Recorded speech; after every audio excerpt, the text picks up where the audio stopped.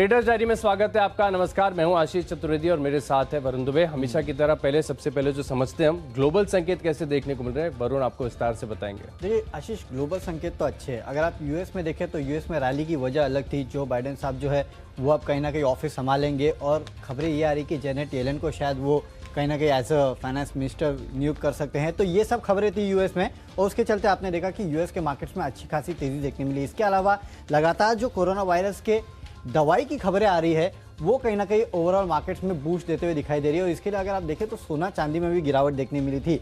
लेकिन अगर आप इसको छोड़ दें तो आज अगर आप देखें तो एशियन मार्केट्स कुछ हद तक मिले जुले संकेत आपको देखने मिलेंगे। वहाँ अगर आप देखें तो हैंगसेंग शंघाई में कुछ हद तक गिरावट है। एसजीएक्स निफ्टी भी अगर आप देखें तो फ्लैट सा ट्रेड कर रहा है। फ्लैट है लेकिन कोई बड़ी मायूसी नहीं है, ये एक बात अच्छी है।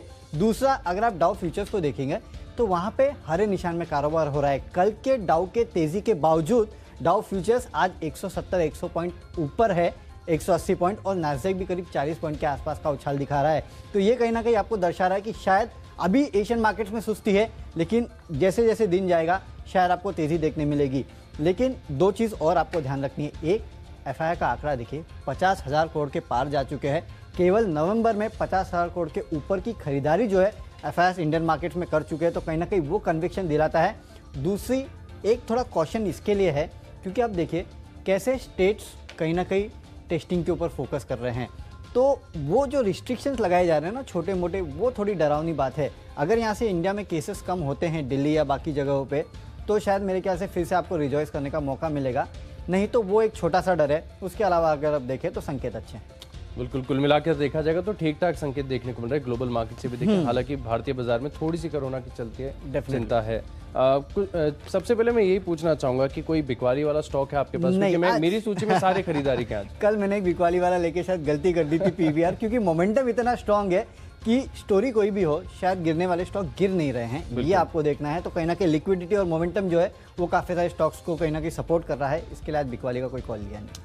चलिए अच्छा है, फिर शुरुआत कर लेते हैं। पहली जो कैटेगरी होती है वो कैश का स्टॉक है, राइट। और इस कैटेगरी में मैंने क्विक हील टेक्नोलॉजीज इस स्टॉक को चुना है। दरअसल कल का स्टॉक है, राइट। और इस कैटेगरी में मैंने क्विक हील टेक्नोलॉजीज इस स्टॉक को चुना है। दरअसल कल ये स्टॉक मेरे रडार पर आया था। कल आखिरी 1 घंटे में अगर आप देखें तो अच्छे वॉल्यूम्स के साथ इस स्टॉक में खरीदारी देखने को मिलती है। और जिस तरीके का स्ट्रक्चर बना हुआ है, मुझे लग रहा है कि अभी भी इसमें एक तेजी ड्यू है। हालांकि पैटर्न कुछ ज़्यादा शानदार नहीं है, लेकिन कल की जो आखिरी 1 घंटे की खरीदारी मैं उसके ऊपर बैठ कर रहा हूँ, जिसके चलते मुझे लग रहा है कि आज के सत्र में भी अगर आप देखें तो एक कंटिन्यूएशन मूव आपको देखने को मिलेगा। लगभग 154 के आसपास की क्लोजिंग है। 160 रुपये कंजर्वेटिव लक्ष्य मैंने ध्यान में रखा है। हो सकता है कि यहाँ से ज़्यादा तेज़ी देखने को मिले, लेकिन अगर ये स्टॉक आपको ओपनिंग जो मैंने आपको लक्ष्य दिया इसके आसपास देखने को मिले तो एक बार के लिए छोड़ दीजिए। आइडिया ढेर सारे हैं आपके पास। केवल 2 रुपये नीचे 152 का आपको स्टॉप लॉस लगाना है। चलिए, कैश में जो स्टॉक मैंने खरीदारी की सलाह दी है ना आशीष, इनफैक्ट ये जो स्पेस है ना, इन स्पेस के स्टॉक्स को मैं लगातार खरीदारी की सलाह दे रहा हूँ। आपको याद होगा एयू स्मॉल फाइनेंस में इसके पहले मैंने खरीदारी की सलाह दी थी। अगर आप देखें तो आज जो है स्टॉक वो है आवास फाइनेंशियल्स। कल देखिए इसमें बड़े सौदे हुए जिसमें एयू स्मॉल फाइनेंस ने करीब 35 लाख शेयर बेचे हैं। चलिए, इन्होंने तो शेयर बेच दिए, लेकिन खरीदा किसने है? खरीदा है नोमुरा इंडिया ने 9 लाख शेयर्स खरीदे हैं। एसबीआई लाइफ ने करीब 6,60,000 शेयर्स खरीदे हैं और 1515 के भाव पे ये सौदा हुआ है। उससे स्टॉक केवल 12 रुपये ऊपर है, ज़्यादा ऊपर है नहीं। आप एयू स्मॉल फाइनेंस ने बेचा उसको भूल जाइए, लेकिन जिसने खरीदा है आपको उसको याद रखना है। क्योंकि बड़े फंड जब खरीदते हैं तो मैं लगातार आपको बोल रहा हूँ कि ये 5-10% के लिए नहीं खरीदते हैं। ये यहाँ से मल्टी बैगर स्टॉक जो है उनको खरीदते हैं। और इसके लिए इस तरह के फंड बाइंग अगर देखने मिले किसी स्टॉक में तो समझ जाइएगा कि मीडियम टर्म में आपको इन स्टॉक्स में अच्छी खासी तेज़ी देखने मिलेगी। मैं तो आपको इंट्राडे का 1570 का टारगेट दे रहा हूँ, लेकिन आप चाहिए तो मीडियम टर्म के लिए भी इस काउंटर को अपने पोर्टफोलियो में रख सकते हैं। यहाँ से अच्छे अपमूव के लिए आवास फाइनेंशियल्स यहाँ से तैयार होते हुए दिखाई दे रहा है। अब बात करते हैं फ्यूचर्स की। तो फ्यूचर्स में आशीष मैंने आज एक रिस्की बेट लिया है और ये बेट है यूपीएल का। अगर आप देखें तो देखिए अब एक्सपायरी आपके सामने है, तो कहीं ना कहीं जितनी शॉर्ट पोजीशन बनी है ना, कुछ हद तक कुछ काउंटर्स में वो शॉर्ट पोजीशन कटेगी। कल आपने इसका एक ट्रेलर देख लिया, भेल जैसे काउंटर्स, कैसी तेज़ी वहाँ देखने मिली, शॉर्ट कवरिंग का सहारा मिला। तो यूपीएल भी एक ऐसा काउंटर है। इस पूरे अगर आप सीरीज़ में देखेंगे तो काफ़ी बुरी खबरें यूपीएल में देखने मिली थी और उसके चलते ये काउंटर काफ़ी दबाव में रहा था। करीब मेरे ख्याल से 450-500 के लेवल से जो गिरा था वहाँ से सीधे 400 के आसपास आ गया था। अब वहाँ से छोटा मोटा अपमूव देखने मिल रहा है। मुझे लगता है शॉर्ट कवरिंग का जो सहारा है वो इस काउंटर को मिलेगा। केवल शॉर्ट कवरिंग का सहारा मिलेगा, इससे ज़्यादा कुछ होने वाला है नहीं इस काउंटर में। उस शॉर्ट कवरिंग को अगर आपको प्ले करना है तो फ्यूचर्स में खरीदिए 440 के लक्ष्य के लिए 420 का एक स्टॉप लॉस आपको रखना है। स्ट्रिक्ट स्टॉप लॉस रखना याद रखना इस काउंटर में, क्योंकि मैं कह रहा हूँ रिस्की बेट है। चलिए फिर मैंने जो स्टॉक चुना है वो ज़्यादा रिस्की नहीं है, HDFC बैंक मैंने चुना है। ज़्यादा गिरेगा नहीं, इतना भरोसा है, चले ना चले ये देखना होगा दिन के दौरान। लेकिन HDFC बैंक को चुनने का कारण ये कि मुझे लग रहा है वरुण अभी बैंक निफ्टी की तरफ से आपको एक ना एक दिन और एक तेजी का मूव देखने को मिलेगा। शार्प अप ट्रेंड की उम्मीद यहाँ पर लगाई जा रही है और जो इंडेक्स हैवी वेट है वहाँ से स्वाभाविक है कि आपको ज़्यादा कंट्रीब्यूशन देखने को मिलेगा। चुनने का एक और कारण ये भी कि आज CLSA की एक रिपोर्ट आई जहाँ पर कहा गया कि जो नए CEO के बाद ट्रांजिशन हुआ है वो काफ़ी स्मूथ देखने को मिला है। इन्होंने लक्ष्य में भी बढ़ोतरी की है, जिसके चलते मुझे लग रहा है कि एक डिसेंट तेजी आपको HDFC बैंक में देखने को मिलेगी। आप देखें कि 1325 से लक्ष्य को बढ़ाकर 1700 रुपये कर दिया है CLSA ने, तो मुझे लग रहा है दिन के दौरान 1440 रुपये तक ये स्टॉक जा सकता है। केवल 1385 का बहुत ही टाइट स्टॉप लॉस आपको लगाना है। दिन के दौरान मुझे लग रहा है कि अच्छी तेजी यहाँ पर देखने को मिलेगी। अगली जो कैटेगरी है वो भी F&O स्पेस से है और यहाँ पर मैंने आज थोड़ा सा रिस्की बेट चुना है।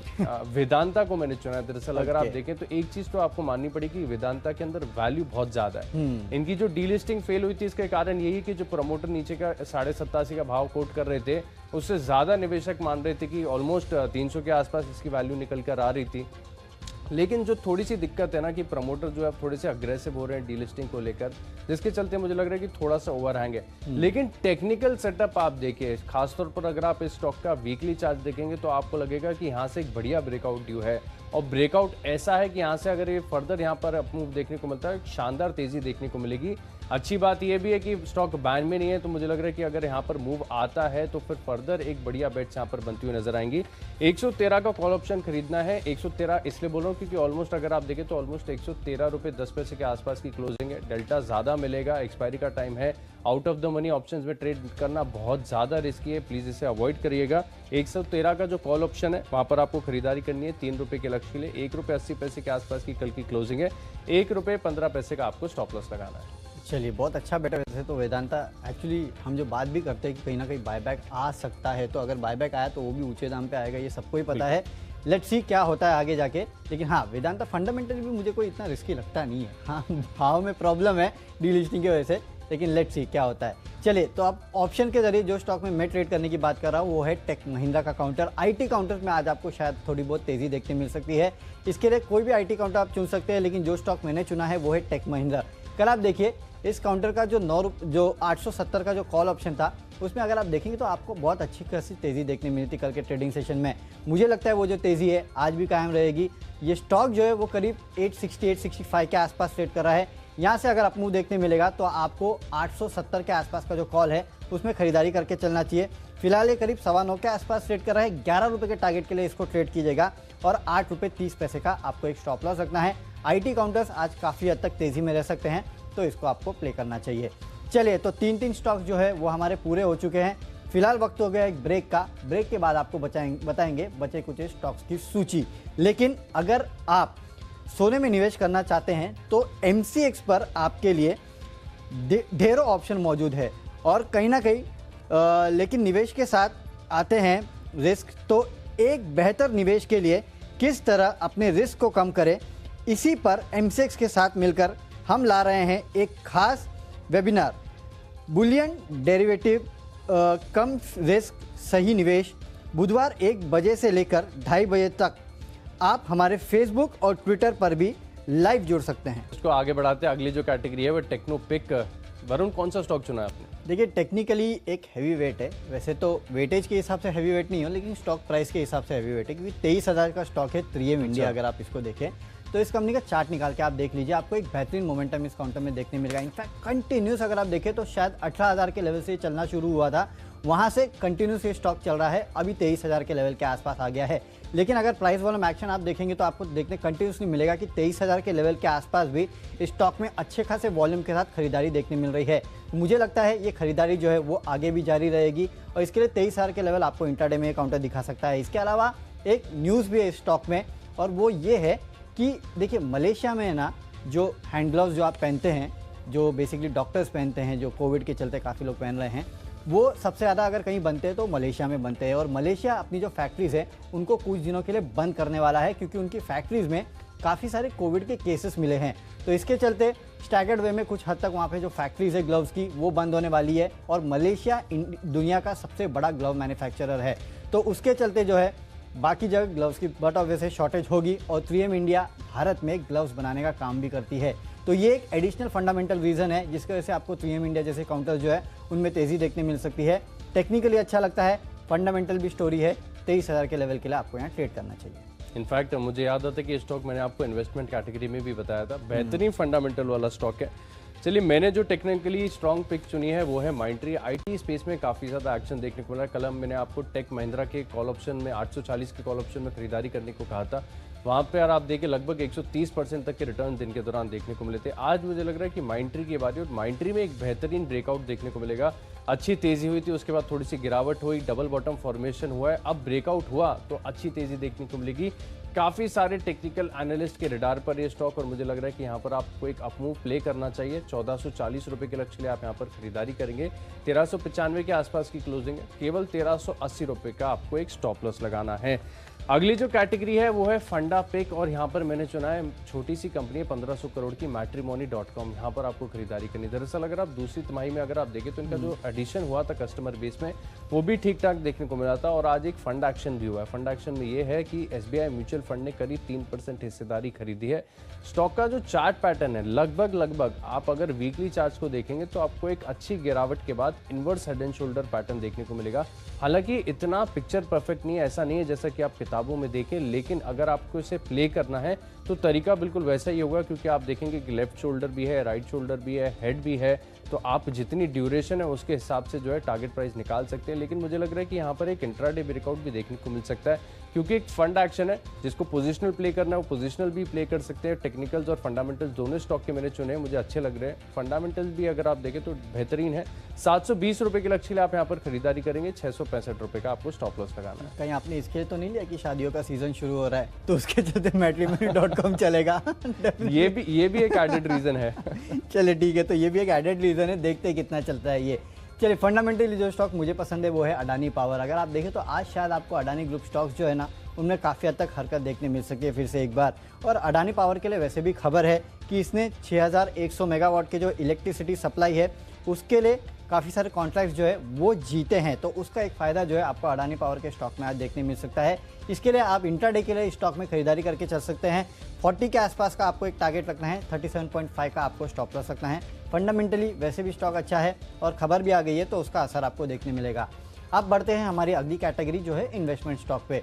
तो इन्वेस्टमेंट के लिहाज से जो स्टॉक मुझे पसंद है वो फिर से गैस स्टॉक है, लेकिन इस बार गुजरात गैस है। आपको याद होगा मैंने आपको IGL का काउंटर खरीदारी की सलाह दी थी, MGL का काउंटर खरीदारी की सलाह दी थी। मैंने आपसे कहा भी था कि गैस स्टॉक जो है उनमें अगले कुछ समय में आपको बेहतरीन तेज़ी देखने मिलेगी। ये एक सनराइज सेक्टर है जहाँ पे अच्छे खासे पैसे जो है आपके बनेंगे। अगला स्टॉक जो गैस कैटेगरी में है जो मुझे पसंद आता है वो है गुजरात गैस। तो यहाँ पे आप खरीदारी करके चल सकते हैं। 6 से 8 महीने में आपको 420 के आसपास के लेवल जो है ये काउंटर दिखा सकता है। पूरा गैस स्पेस जो है वो काफ़ी हद तक हरकत में रहने वाला है, और लगातार आप देख रहे हैं कि किस तरह से प्राइवेट व्हीकल्स का जो चलन है वो ज़्यादा चल रहा है। तो गैस का कंजम्पशन CNG का तो बढ़ ही रहा है। इसके अलावा इंडस्ट्रियल गैसेस पे भी नजर रखिए, जैसे जैसे इंडस्ट्रीज खुल रही है वैसे वहाँ भी गैस का कंजम्पशन बढ़ रहा है। तो ओवरऑल गैस बेस्ड इकोनॉमी जो है उस पर आपको बेट करना है।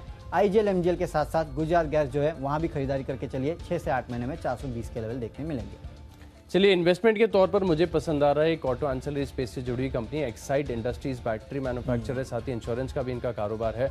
मुझे लग रहा है कि जिस तरीके का टेक्निकल स्ट्रक्चर बना हुआ है, आप देखिए कि निचले स्तर पर स्टॉक ने जो है एक ट्रायंगल फॉर्मेशन दिया और वहाँ से एक ब्रेकआउट की पूरी संभावना नजर आ रही है। और मुझे लग रहा है कि बहुत जल्द जो है यहाँ पर आपको लक्ष्य साबित होते हुए नजर आएंगे। 6 महीने का समय देना है, करीब 174 के आसपास की क्लोजिंग है। बहुत जल्द ये स्टॉक जो है 215 रुपये के स्तर को छू सकता है। कोई स्टॉप लॉस नहीं दे रहा हूँ क्योंकि मुझे टेक्निकल रुझान बहुत ज़्यादा सपोर्टिव नजर आ रहा है। इनफैक्ट अगर आप सारे इंडिकेटर्स के साथ इसका वेरिफिकेशन करके देखें तो भी आपको यही नजर आएगा कि स्टॉक में बढ़िया तेजी देखने को मिलेगी। 215 रुपये के लक्ष्य के लिए आपको इसमें खरीदारी करनी है। अगली जो कैटेगरी है वो खबरों के दम पर, जहां पर आपको एक्शन देखने को मिलेगा, और इस कैटेगरी में मैंने चुना है आपकी फेवरेट टेलीकॉम कंपनी है वोडाफोन आइडिया।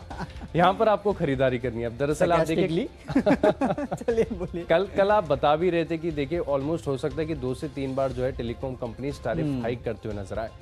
आज थोड़ी सी मीडिया रिपोर्ट्स में पढ़ रहा था जहां पर ये कहा जा रहा है कि अगर टैरिफ हाइक होता है तो पूरी संभावना है कि सबसे पहले जो है वोडाफोन आइडिया करते हुए नजर आएगा।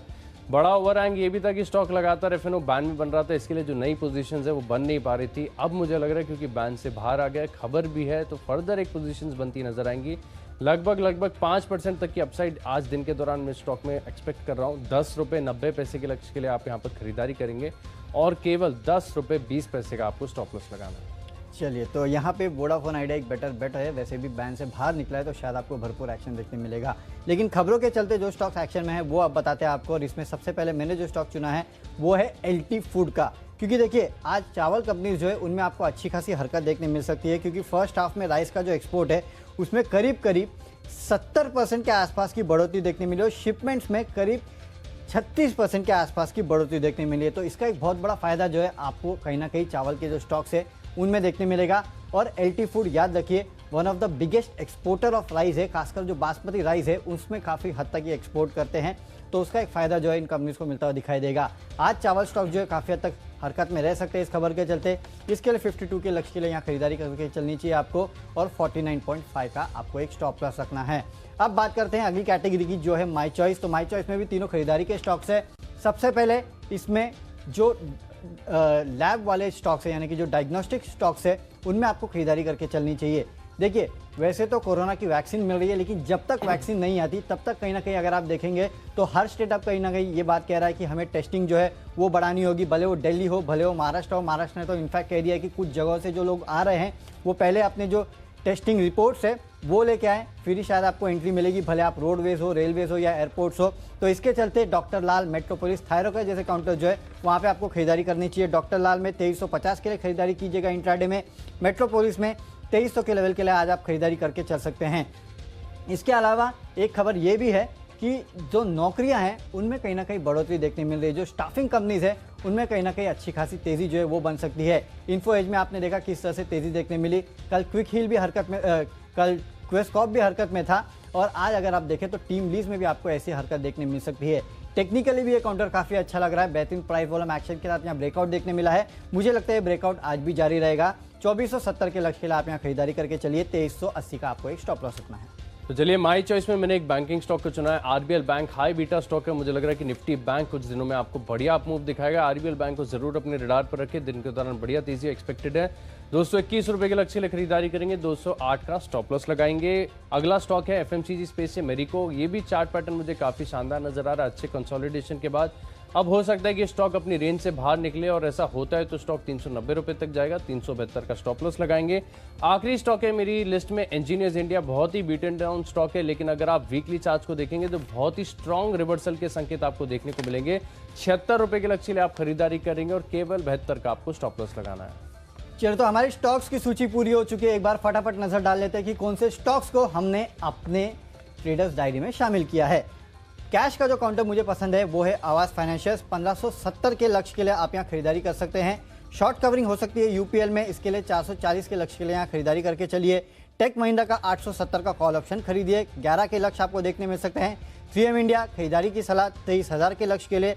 अडानी पावर यहाँ 40 के लक्ष्य के लिए खरीदारी कीजिएगा। गुजरात गैस इन्वेस्टमेंट के तौर पे 420 के लक्ष्य के लिए खरीदारी कर सकते हैं। LT फूड्स जो फर्स्ट हाफ में राइस के एक्सपोर्ट से 70% बढ़े हैं, उसके चलते आज आपको तेजी देखने मिलेगी। 52 के लक्ष्य के लिए खरीदारी कीजिएगा।